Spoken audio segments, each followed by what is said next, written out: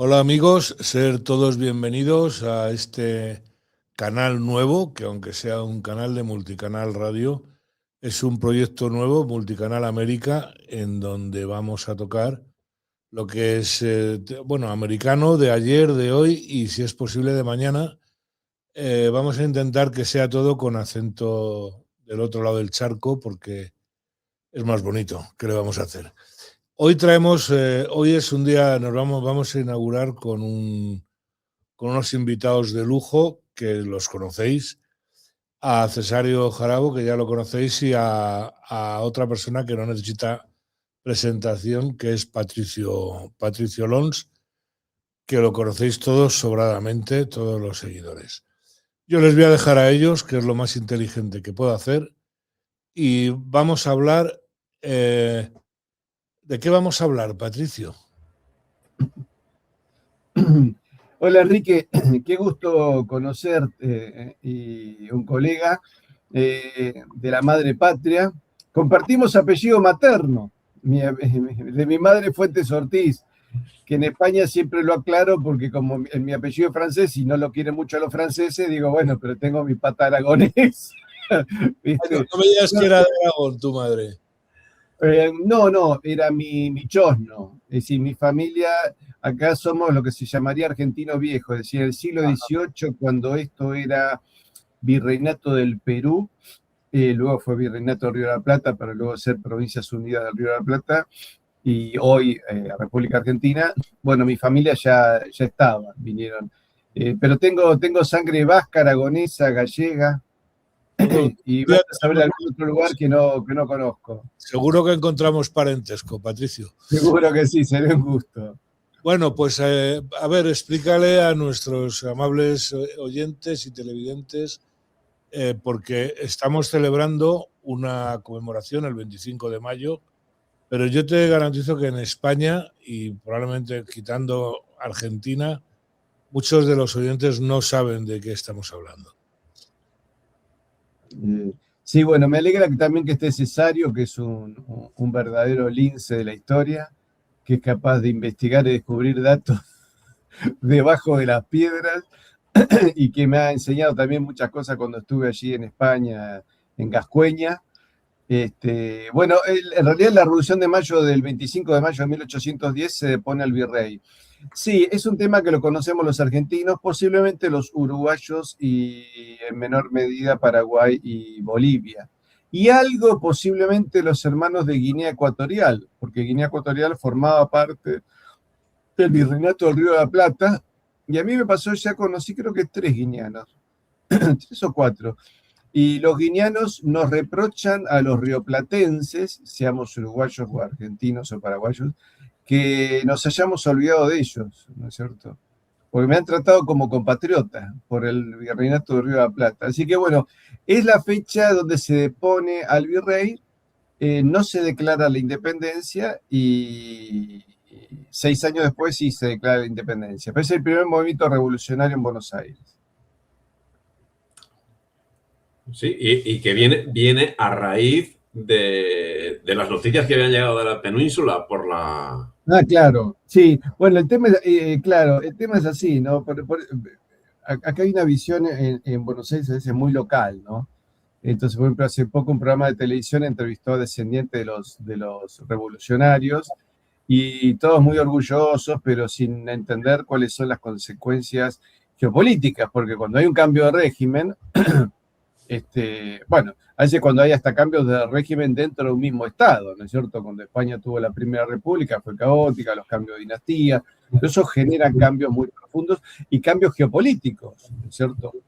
Es decir, cuando cambiaron de los Habsburgos a los Borbones hubo cambios geopolíticos, cambios de soberanía de algunos estados. Bueno, acá también la secesión de América, y yo digo secesión y no independencia, porque para habernos independizado estas tierras tenían que haber tenido una existencia previa a España. Y como Estado no existía una Argentina a la que alguna vez llegó España. Existían tribus dispersas en el territorio que hoy es Argentina. Y bueno, esta secesión generó cambios muy profundos en Asia, por ejemplo. Es decir, se quebró la unión monetaria y el dominio de nuestra moneda sobre la mitad del globo. Es como si hoy el dólar se devaluase abruptamente, ¿no es cierto? No, ¿Y qué pasaría si el dólar se devalúa abruptamente? Me imagino que habría una perdón, hecatombe más de lugar, ¿no? Patricia, voy a intentar encarrilar. O sea, España había sido invadida por Francia. Los ingleses, como siempre, estaban al acecho porque lo llevan como el escorpión, lo llevan en la sangre.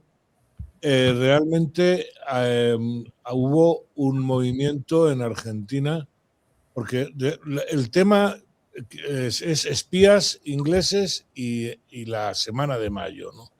Entonces, Bueno, había. ¿Querés que te cuente?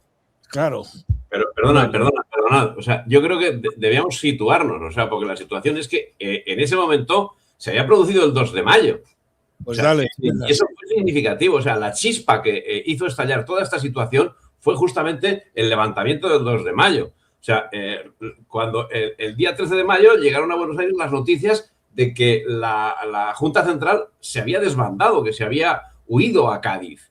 Y entonces esas noticias llegaron allí y la Junta, que estaba presidida por Cornelio Saavedra, pues acabó asumiendo el poder deponiendo a Hidalgo de Cisneros.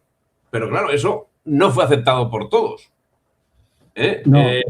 Y entonces en Paraguay, en Uruguay, en Salta, en Córdoba o en Charcas, pues bueno, se alinearon con el Consejo de Regencia. En fin, yo creo que la ubicación es esa. O sea, a partir de ese momento, que es cuando sucede esa Revolución de Mayo, es cuando lo que nos viene a decir Patricio es esencial. Pero creo que sin este conocimiento previo de ese hecho, nos queda un poco cojo. Así es. En fin, había primero un viejo plan inglés para desarticular el Imperio Español, ¿no? Me acuerdo el doctor Julio González publicó hace más de 16 años un libro, La Involución Hispanoamericana, donde habla del documento Una propuesta para humillar a España de 1711.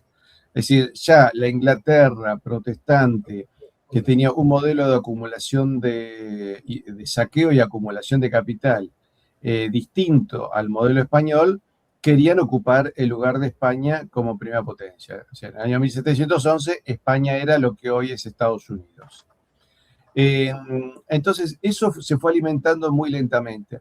Sobre fines del siglo XVIII empiezan lentamente las infiltraciones. Entonces, por ejemplo, se ha encontrado en el Archivo General de la Nación en Argentina unas cartas que eran informes al rey, que se llama A Oídos del Rey, es decir, que es un informe secreto, donde se hablaba que ya había algunos independentistas que se reunían en Buenos Aires.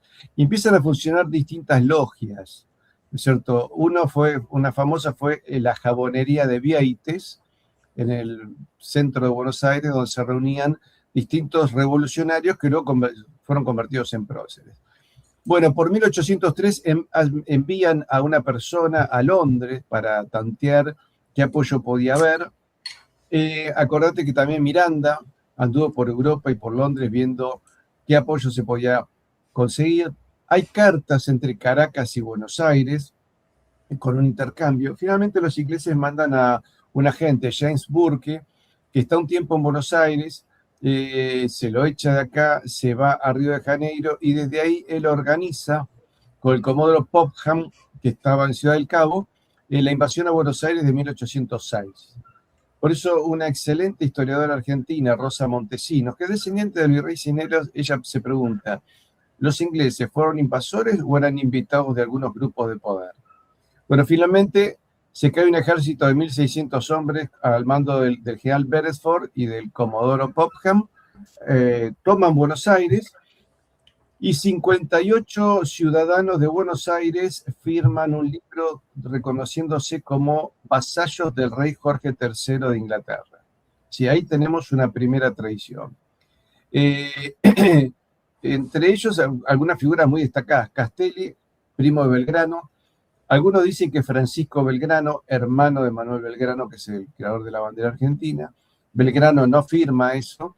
Liniers se va a rezar a la Virgen del Carmen y le dice, si recupero Buenos Aires te ofrezco todos los tributos de guerra, ¿no es cierto? Banderas que se capturen. Y se va a Montevideo. En Montevideo, con apoyo del Cabildo de Montevideo, se organiza un ejército, vuelve. El virrey Sobremonte, el marqués de Sobremonte, había tenido que huir con el tesoro de Buenos Aires hacia Córdoba. Es interceptado por traidores rioplatenses que le quitan el tesoro y se lo dan a los ingleses, que se llevan 1,5 millones de pesos de plata de aquella época, que era muchísimo dinero. Era mucha plata. Sería más o menos, por lo menos, el 10% del PBI peruano de aquella época. Y ese dinero termina en Londres. Bueno, finalmente Liniers recupera Buenos Aires con ayuda de todos los vecinos. Beresford termina preso, pero Beresford lo que empieza a organizar son logias secretas en Buenos Aires, cosa de complicarle la vida al virreinato, ¿no? Al año siguiente, los ingleses vuelven a invadir, pero ya Liniers había organizado numerosos cuerpos de milicias y además los indígenas habían decidido apoyar al rey, entonces también forman un ejército grande para impedir que los ingleses puedan abrir 2 frentes sobre Buenos Aires. O sea, Inglaterra tuvo que atacar sobre un solo frente, que terminó en combates callejeros dentro de la ciudad de Buenos Aires y los ingleses fueron derrotados nuevamente. Bueno, a partir de ahí, los revolucionarios de alguna manera van quitándole poder al virrey Liniers, el cual termina exiliado en la provincia de Córdoba, en el norte argentino. Llega el virrey Cisneros, al cual también le van quitando poder cuando llega un barco inglés, la fragata Mutín, que al mando estaba el almirante de Courcy, Fabián Montagu y Ramsay, y que traen periódicos diciendo que el rey estaba preso. Cisneros trata de impedir la difusión de esos diarios y envía al capitán Thompson, pero Thompson, como buen hijo de inglés, en vez de obedecer a los intereses de España, obedeció a los intereses de Inglaterra, tomó esos periódicos donde se decía que el rey estaba preso en Bayona y se repartieron entre todos los dirigentes. Bueno, finalmente ahí tenés un movimiento de agentes ingleses con nombres muy criollos, pero la realidad concreta es que los indios no estaban de acuerdo con todo esto. Ni siquiera la población de raza negra estaba muy de acuerdo. Así que se generan distintos problemas. Es derrocado el virrey el 25 de mayo de 1810 y los marinos ingleses que estaban en el Río de la Plata bajan para brindar con los revolucionarios por la deposición del virrey. Incluso hacen salvas de cañones para saludar al nuevo gobierno. Y el almirante Fabián, el inglés, habla con la gente diciendo estas tierras son tan ricas que Inglaterra va a quedar vacía porque van a querer venir todos a vivir acá y estas van a ser tierras muy prósperas, con lo cual ya ese discurso es un discurso secesionista, independentista o separatista, como lo quieras llamar, ¿cierto? Patricio, entonces, además utilizaron la bandera inglesa, ¿no? Bueno, yo alguna vez afirmé eso, algunos me dijeron no, que no hay seguridad, hay dudas sobre qué pasó con la bandera inglesa. No, lo que sí se sabe que los barcos ingleses empavesaron sus buques con la bandera inglesa a la vista del pueblo de Buenos Aires, ¿no es cierto? Entonces, la gente de Buenos Aires veía las banderas inglesas, que estaban ahí a tiro de cañón, ¿no es cierto? Entonces, vos ves que hay una maniobra británica muy concreta, que es lo que mucha gente acá no quiere reconocer, pero lo primero que hace la Junta del 25 de mayo es entregarle el practicaje del río a los marinos ingleses, a un tal Peter Heywood, que luego termina relacionado de alguna manera con San Martín años después, y también se abre el libre comercio, y el acta de libre comercio no la escribe un miembro de la Junta, la escribe Alexander Mackinnon, que era el presidente de la British Commercial Room, que funcionaba en el hotel de Mary Clark, una inglesa que también vivía en Buenos Aires, ¿cierto? Entonces, vos vas viendo cómo hay una serie de relaciones, porque Alexander Mackinnon pone como secretario de la Junta del 25 de mayo de 1810 a Mariano Moreno, que era su secretario también en la British Commercial Room. Mira, 3 días antes ya había habido un cabildo abierto donde se invita a 450 vecinos, o sea, tenías que tener una determinada condición para ser invitado, pero hay la banda de los chisperos, que eran un par de matones, con un grupo de gente no permitieron entrar a mucha gente que se sabía que no estaban de acuerdo con esto. y termina incluso participando en ese cabildo abierto del 22 de mayo, 3 días antes de la revolución, un inglés, Augustine Wright, que vota por la deposición del virrey. Es decir, ¿qué tenía que hacer un inglés votando ahí? Entonces realmente hay un interés británico porque ellos sabían que la única manera de destruir al Imperio Español era destruyéndolo en América. Entonces, si bien los ingleses estaban en alianza como estaban en alianza con España, no podían abiertamente ir contra España porque el principal problema para ellos era Napoleón. Y yo siempre digo, guarda, acá creen que nuestra historia es lineal, es Argentina independiente de todo. No, no. El partido de primera división en geopolítica se jugaba en Europa y era Inglaterra contra Francia. Ahora, la ayuda inglesa, pero ¿para qué cierro con esto? La ayuda inglesa en España también era una ayuda destructiva, porque iban y cuando se enteraron que había una industria española que era competidora de una industria inglesa, iban y la dinamitaban. O sea, no, para que no la tomen los franceses, decían. Si los franceses se están yendo. Y ahí los problemas que tienen los ingleses, incluso con, ¿cómo se llama aquel caudillo español que organizó una de las milicias? El emancipado. No. Sí, hay uno famoso. Ahora no caigo.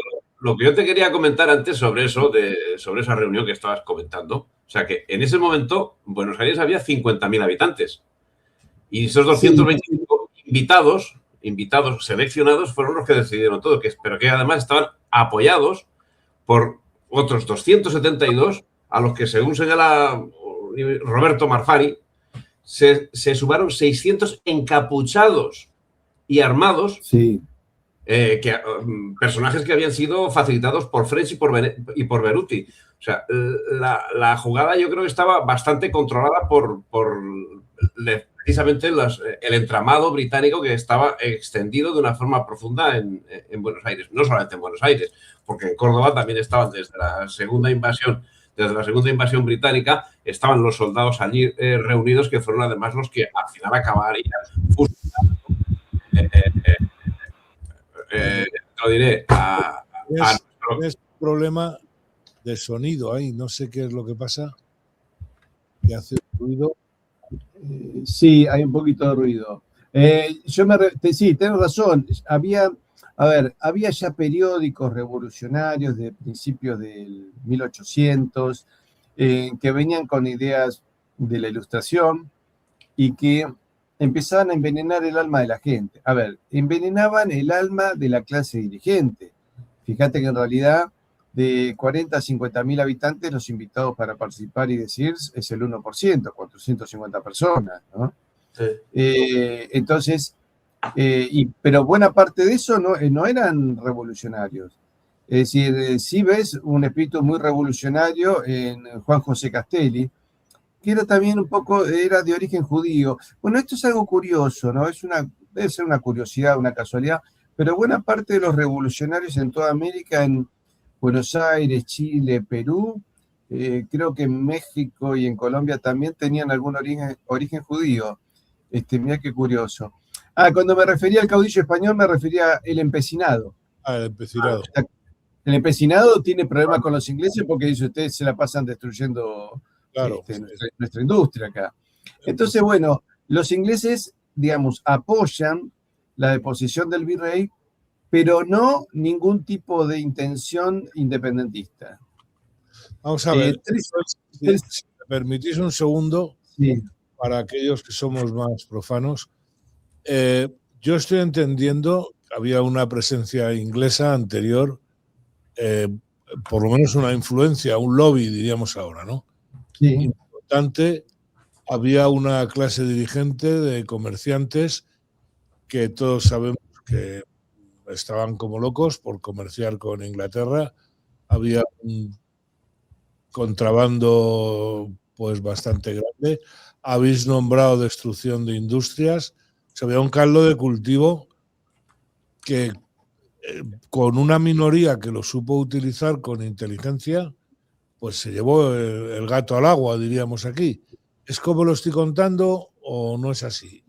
Sí, sí. Sí, o sea, la verdad que es así. Justamente esos compañeros eran los que hicieron esta situación. O sea, que más que una revolución se le puede llamar un golpe de Estado. Sí. Para mí fue un golpe de Estado cuartelero, porque en un momento uno de los regidores del Cabildo protesta, ¿no?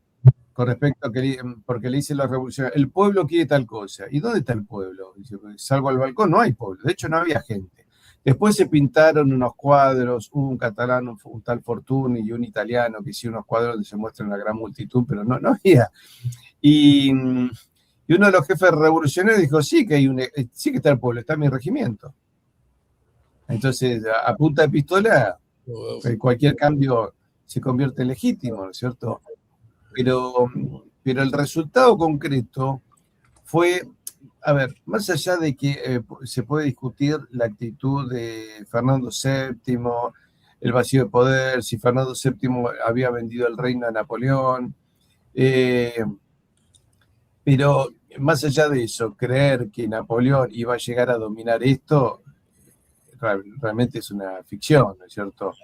Pero más allá de eso, yo creo que todo el movimiento revolucionario está impregnado de una intención claramente separatista.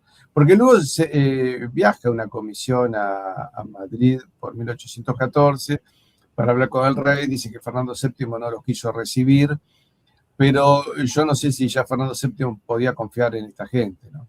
Ahora, vos sabés que después de 1810, en el mismo 1810, se decide convocar a las demás provincias. Las demás provincias le dicen que Buenos Aires no tiene ningún derecho a armar una junta en nombre del rey. Y la rechaza Montevideo, Córdoba, Salta y Asunción del Paraguay. Entonces, ¿qué idea tiene el gobierno de Buenos Aires? Envía, por ejemplo, un ejército al norte, lo que hoy es el norte argentino, lo capturan a Santiago de Liniers, que Santiago de Liniers decía que esta revolución era de unos cipayos pro-británicos, y siendo Liniers el héroe máximo del Río de la Plata, porque había derrotado 2 veces a los ingleses, en 1806 y 1807, había sido nombrado virrey por el voto popular y el rey lo nombra conde de Buenos Aires.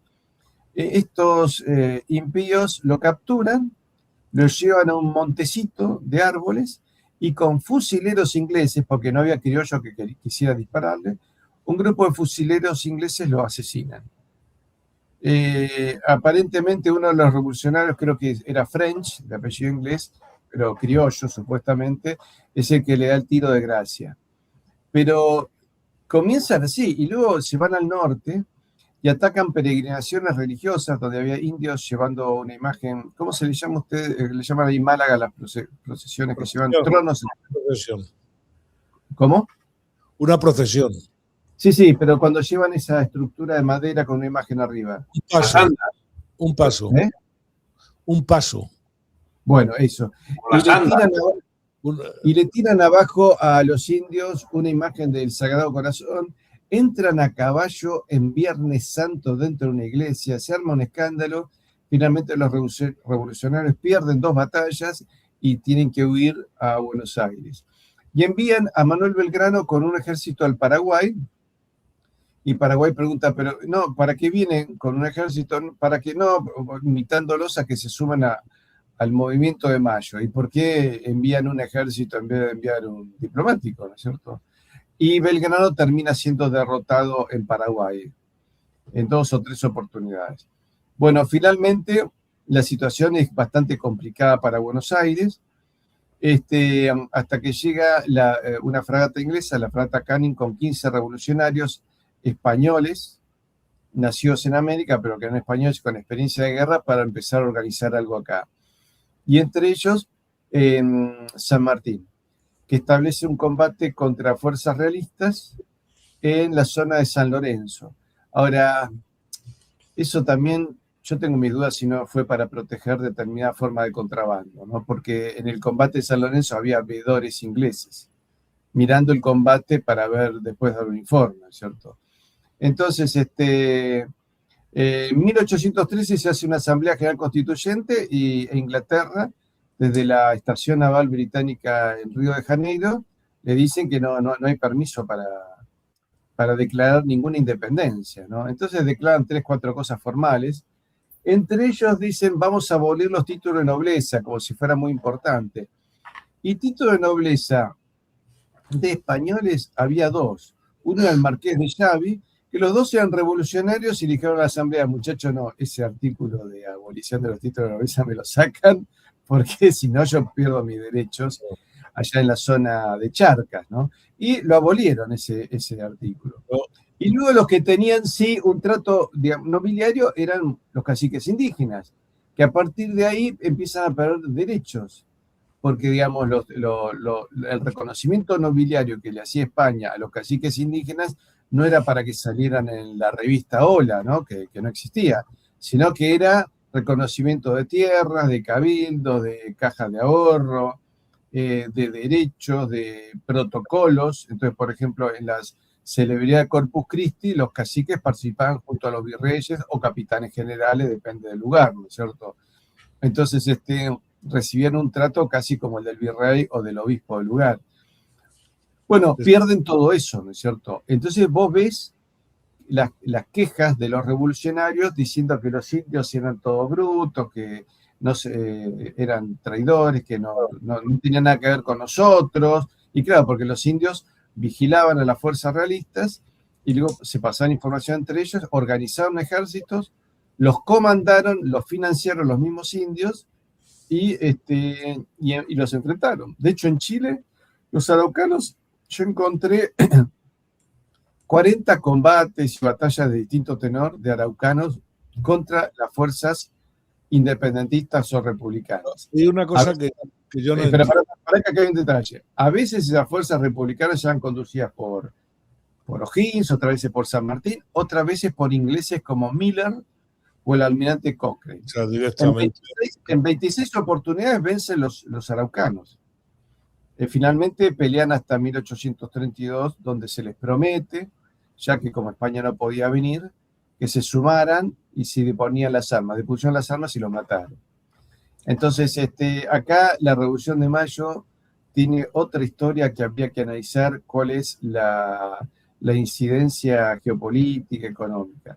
Lo primero que hace la Junta es abrir darles el manejo del río a los ingleses y abrir el libre comercio a los productos británicos. ¿Por qué, Patricio? Vamos, que es lo que yo te quiero preguntar, os quiero preguntar a los dos, que yo no entiendo. En aquel momento, digamos que la potencia era España, antes de la Guerra de la Independencia, lo que llamamos aquí la Guerra de la Independencia, de la invasión francesa.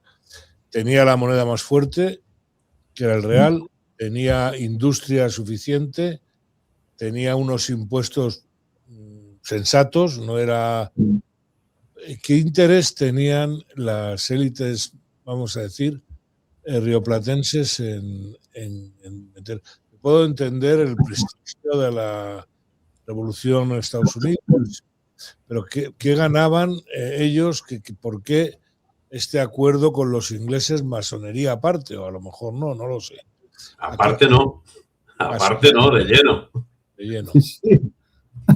De lleno, sí, había logias de todos los colores, ¿no? Que luego hay un revisionismo histórico que dice, no, pero que no eran logias masónicas porque no tenían un rito por esto, por aquello. A ver, que no me la cuenten esa, ¿eh? Sinceramente, estaban relacionados de una manera u otra con el contrabando inglés. Buena parte de estos revolucionarios creían en el libre comercio porque ellos estaban relacionados con el libre comercio y con el contrabando y con el tráfico de esclavos. Y España le ponía límites a todo eso. Entonces, los españoles decían, si nosotros abrimos el libre comercio, ¿qué sirve? ¿De qué nos sirve que lo que hoy cueste 4 por ser importado valga 2? Si la gente se va a quedar sin trabajo y no va a tener ni uno para pagar el 2. Entonces, vale a 2 por lo mismo que hoy, si compras en China es más barato, porque los chinos ganan nada, ¿no? Supongo que va por ahí la cosa, porque si no, no lo puedo entender.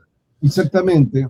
Entonces, el resultado fue el empobrecimiento, se abrió el comercio con Gran Bretaña nos llenó de productos a los rioplatenses, y a partir de llenarnos de productos, ¿qué fue lo que pasó?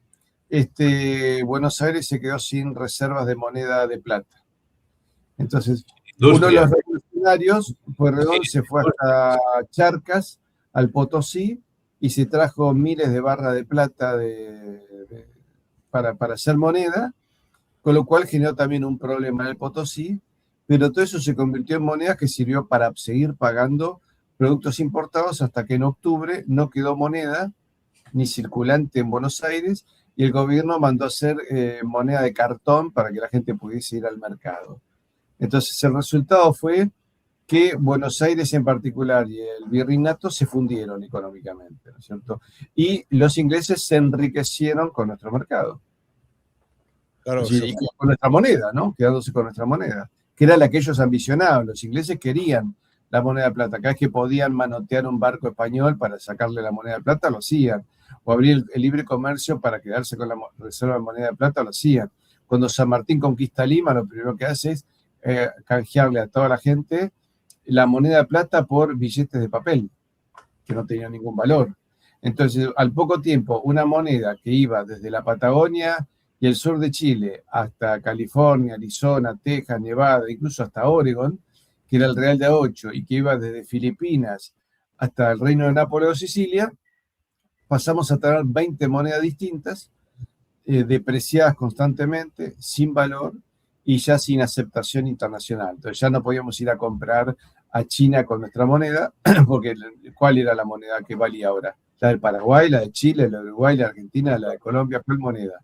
Entonces se perdió inmediatamente nuestra moneda y se perdió el galeón de Manila, se perdió el comercio con Asia, que era muy grande, y esos países asiáticos quedaron sin la moneda de plata, que fue la que les sirvió para ellos para crear el yuan chino, el yen japonés, el won coreano, y además quedaron inermes a la buena de los ingleses. Y los ingleses lo primero que hicieron fue ir tomando país por país. Entonces primero tomaron la India, la invadieron y convirtieron las provincias cerealeras en provincias productoras de opio, con lo cual produjeron grandes mortandades por hambre en la India. El opio lo metieron en China y con lo cual generaron muertes por droga. Así que fíjate cómo afectó a terceros en los movimientos revolucionarios de América que comienzan en Buenos Aires. La misma Persia se vio perjudicada, que tenía un comercio muy fluido con España. Para que te des una idea, y desde mucho tiempo atrás, cuando se produjo la batalla de Lepanto, los persas celebraron el triunfo cristiano. Claro, parece raro, ¿no? Los turcos, ¿no? Claro, porque ellos estaban enemistados con los turcos, ¿no es cierto? De hecho, vino una delegación, una embajada persa, que se quedó un tiempo acá en Valladolid, y algunos de ellos se bautizaron, se hicieron católicos y no volvieron a Persia, ¿no? Entonces, hay todo un tema ahí que no se ha aclarado bien, pero evidentemente la revolución del 25 de mayo de 1810 fue, a ver, como una pirámide en un supermercado que ponen latas en forma de cono, ¿viste? Estás diciendo como una latita y se cayó todo, bueno, fue lo que pasó acá. Como en aquel momento la plata americana iba a China, que realmente es para lo que estaban las Filipinas ahí, para comerciar con los chinos. El real era la moneda con la que se pagaba en China, o sea, los chinos tenían todo el interés inglés era quedarse con eso. O sea, les importaba 3 pimientos, la pampa, o les importaba todo hace dinero, pero su interés era ir Primero quedarse la moneda para desbancar nuestra moneda y poner la libra. Y después sí, querían quedarse con bienes fijos, ¿eh? O sea, se fueron quedando con tierra. Porque, a ver, España había generado toda la cadena de valor acá en América. Esto, en respuesta a algunos, vi que en algunos diputados de las Cortes de España hicieron, ay, ¿cómo es que puede haber políticos españoles que reivindican el Imperio Español? Es que el Imperio Español acá trajo toda la cadena de valor. Es decir, España, por ejemplo, trajo la vaca. ¿Se me escucha bien, Enrique? Sí, se oye, sí. Trajo la vaca. Entonces está el tipo el trabajador que la ordeñaba, el que la carneaba, el que la cuereaba, el que con el cuero hacía la montura. Luego está el que hacía el carromato, porque la montura había que trasladarla. El que criaba los bueyes para el carromato, porque eran los camiones de la época, ¿no es cierto? Y entonces llevan el producto terminado a nuestros puertos. Que estaban, la aduana de nuestros puertos estaban en nuestras manos. Hoy vos pensás que buena parte de los puertos argentinos están en manos extranjeras, con lo cual la ganancia que da el puerto se va para afuera. Y luego, así que fíjate, cuando me hablan de independencia, yo digo, ¿dónde está nuestra independencia? Claro, y luego ese producto se subía a nuestros barcos mercantes, o sea, el flete era nuestro, pero además el barco mercante se construía en nuestros astilleros. Podía estar en La Habana o podía estar en el litoral argentino o en la misma península ibérica. Y luego ese barco llegaba con el producto terminado a Filipinas. La compañía de Filipinas lo comercializaba con Asia, así que buena parte de la comercialización también está en nuestras manos. Bueno, cuando se produce la secesión de América, se pierde todo eso. Se pierde la comercialización. La compañía de Filipinas ya no trabaja más con Hispanoamérica. Y los ingleses te dicen, mira, yo te di plata, te vendí armas a crédito, me lo tenés que pagar. Bueno, te vendo monturas y no. Te compro el cuero nada más. Yo le agrego el valor, yo hago el valor añadido. Montura. Bueno, el flete no, los barcos mercantes van a ser nuestros. Claro. ¿No es cierto? Entonces, porque además los barcos mercantes que pertenecían al imperio no se quedaron acá. Y la comercialización va a ser nuestra. Entonces, antes que tenías el 100% de la cadena de valor, ahora te quedaste con el 10% de la cadena de valor. Con lo cual, lo que comienza en el siglo XIX es un proceso de empobrecimiento acelerado en toda Hispanoamérica, donde una élite que comercializaba con Inglaterra se hizo rica, muy rica. Había barrios de Buenos Aires donde se hicieron palacios europeos de estilo francés, que muchos de ellos son ahora museos o embajadas, y grandes estancias, donde se hacían palacetes también, pero la gente común quedó empobrecida. Por eso ves cómo la gente común se suma a los ejércitos realistas. O ves como San Martín no consigue soldados, por ejemplo. San Martín, para organizar el ejército que cruzó los Andes, de los 3.700 soldados con que cruzó en total con 5.400, pero el resto eran, digamos, cargadores, gente encargada de mover mulas, cañones. De los 3.700 soldados, 3.000 eran negros, eran esclavos. Y él los compró, ¿no es cierto? Pero los compró no para que sea libre, los compró para que formen el ejército de los Andes. De los 3.000 volvieron 146. El resto murió o quedó por ahí perdido entre Chile y Perú, ¿no es cierto? Entonces, vos ves cómo también Bolívar reclutó muchísimos hombres de raza negra y fueron usados de carne y cañón. Algunos hablan de hasta 15.000 soldados de raza negra caídos en combate. Entonces, ¿pero cómo? ¿Y el pueblo y los indios? No querían saber nada. Porque no falta el tonto, Enrique, no falta el tonto en Argentina que cree que la independencia de América fue un movimiento indígena de resistencia tras el 3 siglos de yugo español. Nada de eso es cierto. Los indios, bueno, sí, tuvieron los primeros 20 años entre Cortés y Pizarro. Hay una derrota de los Moctezuma y de Atahualpa, pero a partir de ahí, los indígenas en toda América se suman a este proyecto civilizatorio. Pero estamos viendo todo el día, ahí tenemos a la señora Sheinbaum contando que desde el minuto 1, yo lo he oído también en Argentina, decir a argentinos que realmente la rebelión contra España empezó en 1493, ¿no? Sí, algunos dicen, hay un historiador muy mediático en la Argentina que dice eso y pone como primera resistencia, vos te acordás que Colón dejó 39 marineros. Bien. Que le dijeron a Colón, mire, nosotros como somos judíos ya nos echaron, ¿qué vamos a volver? Y como usted no puede volver con todos, porque puede volver con 2 barcos, nos quedamos. Bueno, estos no tuvieron peor idea cuando se va Colón de intentar violar a las indias, entonces los indios los mataron. Pero eso no es una resistencia contra la civilización española, es una resistencia contra un grupo de maniáticos violadores, claro. Nada más, que además pagaron con su vida, ¿no? Su intento, por eso Colón no castigó a nadie. No, uno ve que todos los ejércitos realistas son formados por indígenas incluso muchos con grado general. El general Agustín Agualongo, que enfrentó a las tropas de Bolívar, era indígena. Y peleó hasta la muerte. Más, cuando es capturado, Bolívar sabía que este hombre tenía mucho ascendiente sobre la población, le dijo, mire, pásese a mi ejército con el mismo grado, brigadier, y como es, y todo bien, no va a pasar nada. Y Agualongo, un tipo bajito, dicen que medía 1,50 m, dijo, si tuviera 20 vidas, las daría por el rey, viva la Iglesia Católica. Y cuando le quisieron tapar los ojos, vendarle los ojos para fusilarlo, él se negó y dijo, quiero morir cara al sol. Es curiosa la frase. Y después tenés al general Antonio Navala Huachaca en la zona de Charcas y Perú, que peleó como una fiera contra los ejércitos revolucionarios.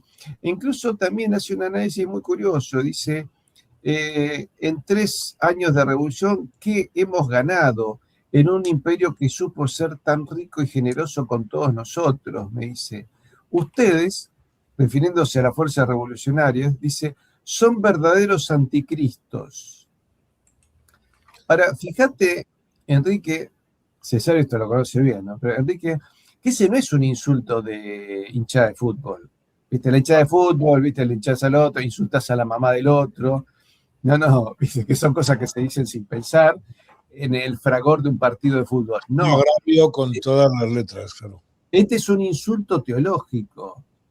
Y después los indios del sur de Chile dicen, esta guerra es una guerra contra la religión. Y vos pensás que para los indígenas, la religión fue toda una suerte de evolución, de cambios de hábitos, cambios de costumbres, cambios de educación, orden familiar, ¿no es cierto? Y fue empezar a tener un sentido de vida. El europeo moderno, que se ha alejado de la fe, sí, pero yo lo he visto en España, las 2 veces que estuve, cuando hablas con un español ateo, no tiene sentido de vida. Es decir, ¿para qué estoy en el mundo? Y estoy porque estoy, para pagar impuestos a Pedro Sánchez y después irme de tapas. Pero después no ves un sentido de vida.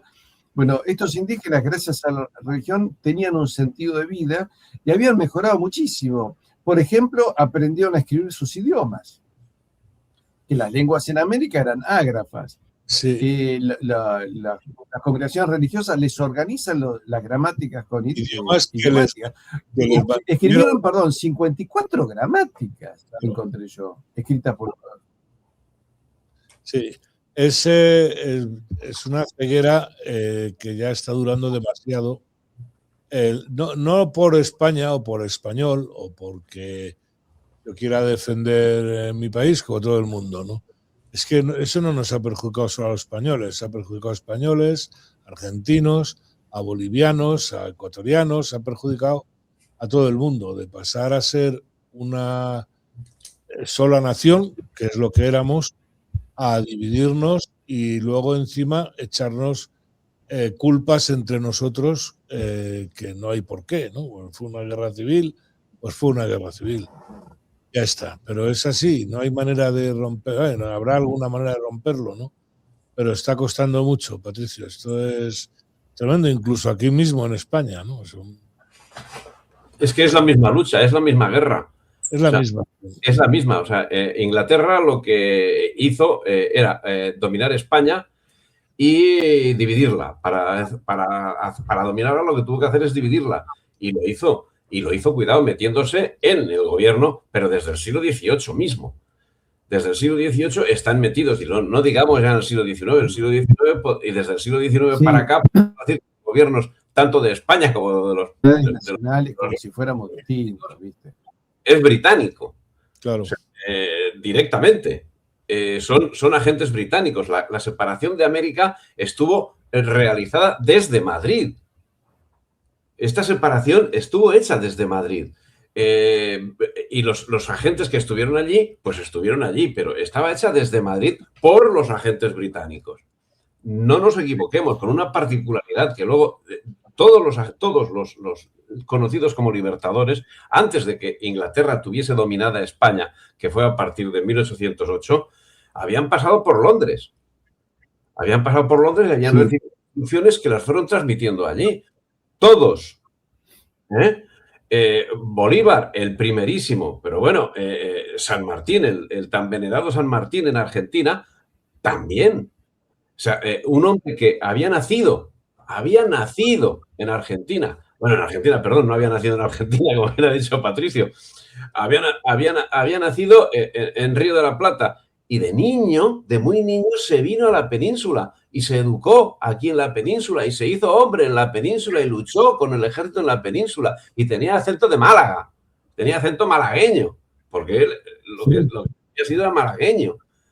Y resulta que cuando se encuentra con el duque de Wellington, que no estaba solamente el duque de Wellington con él, sino que estaba rodeado de una multitud, o sea, de varios personajes relacionados, varios personajes que, como San Martín, habían nacido en América, los adoctrinó, los envió luego a Londres en plena guerra. Un teniente coronel como era José de San Martín, licenciado del ejército español en plena guerra, porque se iba para asuntos particulares suyos que tenía que decir, decía en Lima, eso decía en Lima, y al final efectivamente fue a Lima. ¿Por qué? Porque había un plan Maitland que era el que dirigía el ejército por el Pacífico hasta la toma de Lima. Y eso fue lo que sucedió. Lo que dice Patricio también, o sea, de los realistas americanos, o sea, hay realistas indígenas como los que ha citado, como Benavides, como los Pincheira, como Antonio Huachaca, como Dionisio Cisneros o Mateo Pumacagua, que dieron la piel por la corona, ¿verdad? Por la Hispania, por la patria hispánica, por la corona, en definitiva, que era lo que ellos estaban defendiendo. Sí, era la identificación, era por la corona, pero bueno, sí hemos visto en España ejércitos que se sublevaron. ¿Vos sabés que, escúchame, Enrique, algo que me había enseñado, me decía un amigo siempre, los ladrones van a robar donde hay plata, ¿viste? Nadie va a robar la casa de un pobre. Claro. Nosotros a fines del siglo XVIII se había logrado un alto nivel de vida en América. Es decir, yo hice cálculos, por ejemplo, encontré algunos datos en México, la capacidad de compra, lo evalué de acuerdo a la capacidad de compra de carne, por ejemplo, cuánto vale la carne en España, y un trabajador no calificado, es un hombre que empujaba un carro, en Nueva España, lo que es México, ganaría el equivalente a 3.000 euros por mes. Fíjate. Un hombre que no tiene ninguna capacitación de nada, ¿no es cierto? A partir de ahí subías. Pero además hacerte la casa era mucho más fácil, porque las tierras eran realengas, es como decir, terrenos fiscales. Entonces vos tomabas una zona y te hacías tu casa. Claro. Entonces, el nivel de vida era muy alto, el nivel de hospitales también era muy bueno.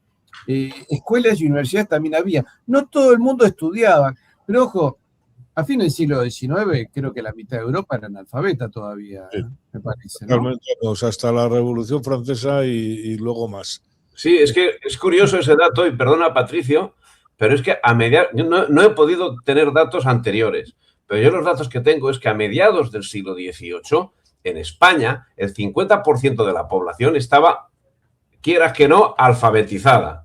Mal que bien, sabía el 50% de la población leer y escribir. En América, los indios estaban educados en español, en quichua o en aymara o en su idioma particular y en latín.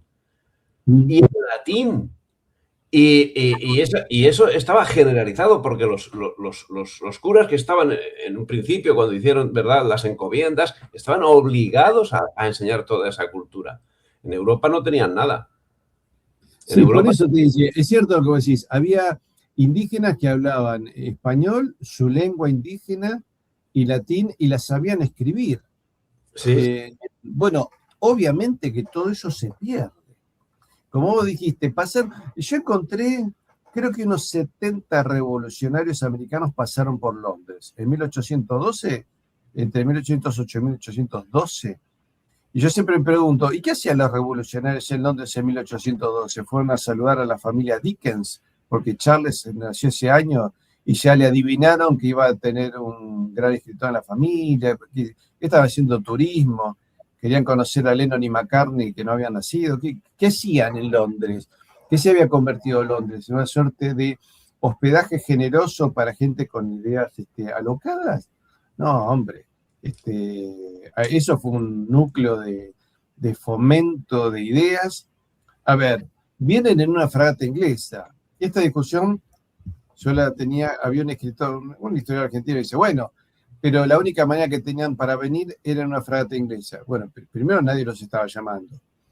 Dice, bueno, pero vos pensás si un keniata tiene que viajar de Argentina a Kenia, pero no hay pasaje, se va a Estados Unidos y de ahí se toma un avión, una aerolínea de Estados Unidos a Kenia. Le digo, está bien, pero no es lo mismo, porque vinieron una fragata en un buque de guerra. La fragata Canyon era un buque con doble línea de cañones por banda. Eso es un flete. Es como si un keniata sale de Buenos Aires a Estados Unidos y viaja en un avión de la Fuerza Aérea de Estados Unidos, no en una aerolínea, llega a Kenia y parte a Kenia en 4 partes. Entonces, vinieron en buques ingleses y luego Bolívar pelea con una legión británica. Vos sabés que cuando me invitó el coronel Edson Pinzón González de Colombia a dar varias conferencias de Colombia, pasamos por Boyacá, donde fue la batalla de Boyacá, que es un triunfo de las tropas de Bolívar sobre las tropas españolas, ¿no? Y hay un obelisco, siempre esos símbolos raros, ¿no? Con homenaje a todos los que pelearon. Y en uno de los laterales dice a la Legión Británica. En un obelisco masónico, en la batalla de Boyacá, dice a la Legión Británica. Pero que era de casualidad, que estaban haciendo turismo porque querían tomar sol luego en Aruba. Estaban tomando claro el agua. No, eran mercenarios contratados para ir a pelear y romper el imperio. Eran tipos con una experiencia de guerra enorme, porque habían peleado contra Napoleón. Entonces acá, los pobres indios que tenían toda la voluntad de defender la corona, pero no eran militares profesionales. Así todo, estos indios conocían el terreno y lo derrotaron a Bolívar en muchísimas oportunidades. Fue a fuerza de tiro, cañón o lo que hicieron en algunos lugares. Por ejemplo, la Navidad Negra de Pasto, entraron en la población. Entonces, ¿qué hizo Agualongo? Le dijo a los soldados, a todos los indios, bueno, vayamos nosotros, dejemos la mujer y los chicos, total, contra ellos no van a hacer nada, ¿no? Era lo lógico, no se hacían salvajadas. Y entra el ejército supuestamente libertador, y lo primero que hace es matar a todas las mujeres, los chicos, los ancianos, y violar a las jovencitas.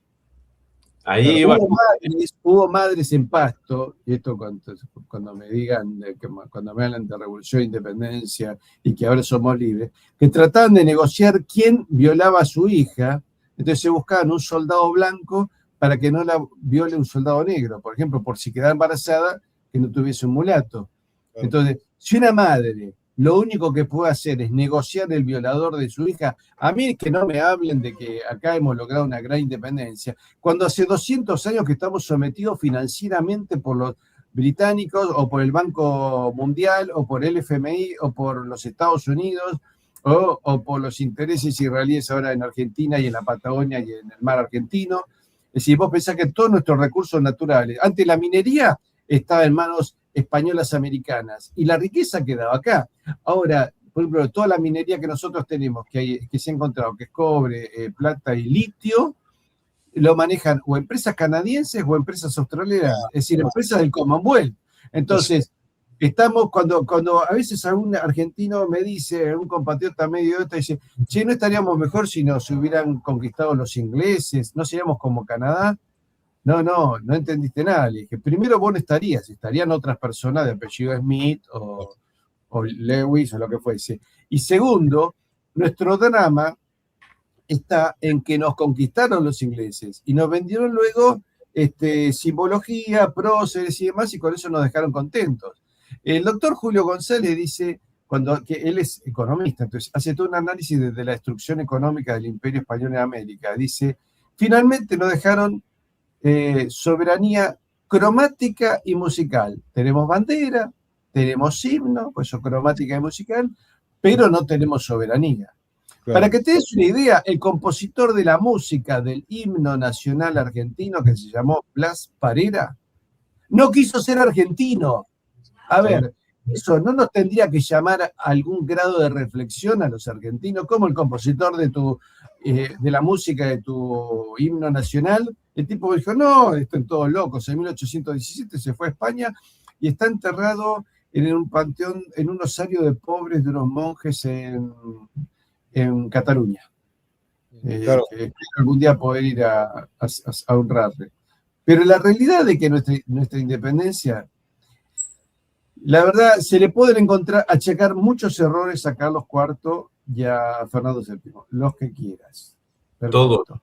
No, todos no, porque Fernando VII se opuso a la banca Rothschild, está claro. Y eso ni los que han investigado la historia de Fernando VII saben que Fernando VII se opuso a la banca Rothschild porque la banca Rothschild dijo, yo te financio el déficit del Estado español, después cuando él vuelve, cuando él retorna, a cambio del manejo del mercurio para hacer la moneda de plata en Nueva España. Y Fernando VII, para proteger los intereses de los no hispanos, le dijo que no y terminó arreglando con Alejandro Aguado. Yo creo que hay dos figuras que, lo digo, vamos a ir acabando porque se va el tiempo, desgraciadamente.